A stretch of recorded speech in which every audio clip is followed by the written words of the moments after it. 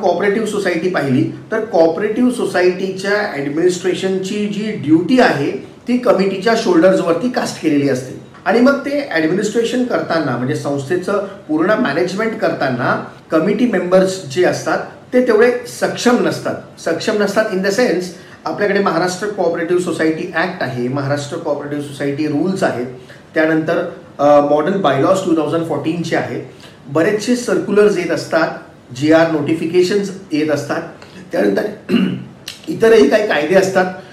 उदाहरणार्थ आपल्याकडे विलचं ॲप्लिकेशन येत असतं, गिफ्ट संदर्भातलं ॲप्लिकेशन येत असतं, ट्रान्सफर संदर्भातलं ॲप्लिकेशन येत असतं, सक्सेशन संदर्भातले काही विषय आपल्यासमोर येत असतात. असे सर्व विषय जे आहेत ह्याच्यामध्ये कमिटी जी आहे ती वेलवर्स्ड असणं आपण अपेक्षित धरू शकत नाही. मग ह्यासाठी त्यांना एक सपोर्टची गरज असते. जो ह्या विषयामध्ये तज्ज्ञ असेल अशा व्यक्तीला ते हेल्पसाठी घेऊ शकतात आणि मग ह्या व्यक्तीचं नाव आपण मॅनेजर म्हणून असं आपल्याकडे संबोधतो. आणि आपल्या संस्थेमध्ये आपण पाहतो की आपल्याकडे मॅनेजर ठेवले जातात. मॅनेजर्स जे आहेत ते ह्या विषयाशी वेलवर्स असतात.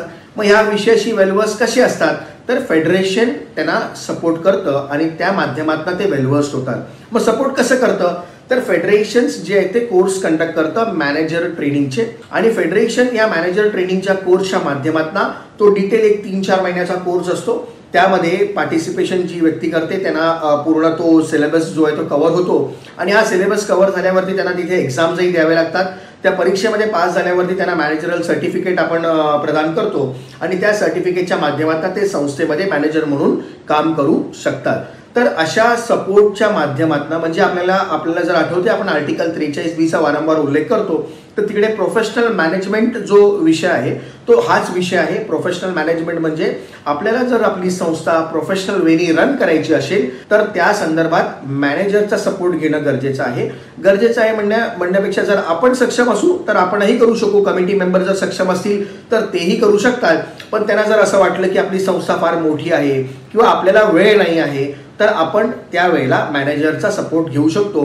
मग तो फुल टाईम मॅनेजर असो की पार्ट टाईम मॅनेजर असो अशा देखील माध्यमातून आपण त्यांचा सपोर्ट घेऊन आपल्या संस्थेचं ॲडमिनिस्ट्रेशन जे आहे ते एका प्रॉपर वेनी आपण फंक्शनिंगनी करू शकतो. तर अशा मॅनेजरचा सपोर्ट जो आहे तो फेडरेशनच्या जे सर्टिफाईड मॅनेजर्स असतात त्यांना तुम्ही चूज करावं किंवा त्यांना तुम्ही प्रेफरन्स द्यावा.